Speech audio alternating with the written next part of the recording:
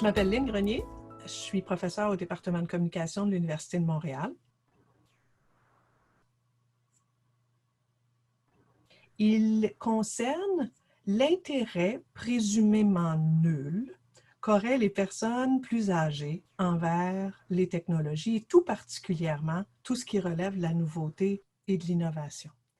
Ça repose sur le principe, la croyance très largement répandue, que les personnes âgées ne seraient pas en mesure de s'adapter aux différents changements, qu'elles préféreraient rester dans leurs propres habitudes et par là, donc ne pas être capables ou être intéressées par tout ce qui, depuis quelques années, se transforme sur le plan des technologies de la communication, par exemple. Donc, le mythe qu'on appelle le mythe de l'agisme numérique suppose que l'innovation, la nouveauté, toutes ces choses-là sont vraiment d'un intérêt naturel pour les jeunes et donc, par effet inverse, naturellement pas intéressant pour les personnes âgées.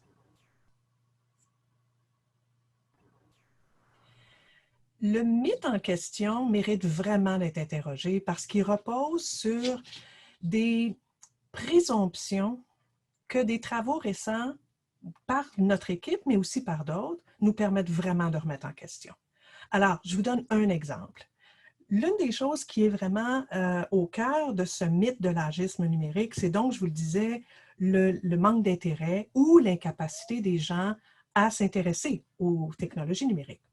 Et suite à une invitation à travailler à la préparation d'ateliers d'alphabétisation numérique dans des foyers à loyer modique, qu'on appelle les HLM, des foyers à Montréal, l'équipe a été amenée à faire un petit sondage préalable à la réalisation des ateliers, sondage qui a révélé que la grande majorité des gens avaient effectivement un intérêt réel pour les différentes technologies numériques.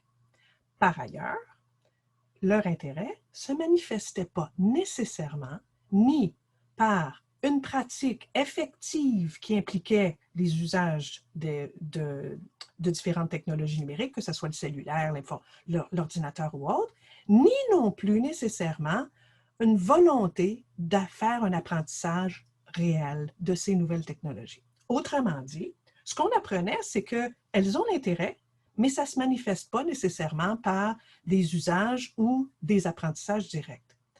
En creusant ça avec eux autres, on s'est rendu compte que donc l'intérêt ne suffit pas. L'intérêt, elles peuvent l'avoir, ces personnes, mais il ne suffit pas. D'autres facteurs agissent comme obstacles au développement des usages ou d'un apprentissage effectif.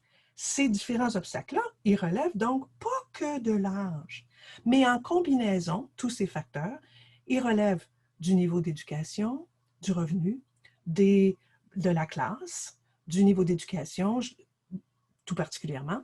Et donc, tous ces facteurs combinés font en sorte que malgré que les gens aient un intérêt, ils n'ont pas les conditions financières, culturelles, sociales, pour être capables de mener à terme cet intérêt-là puis de le faire se manifester.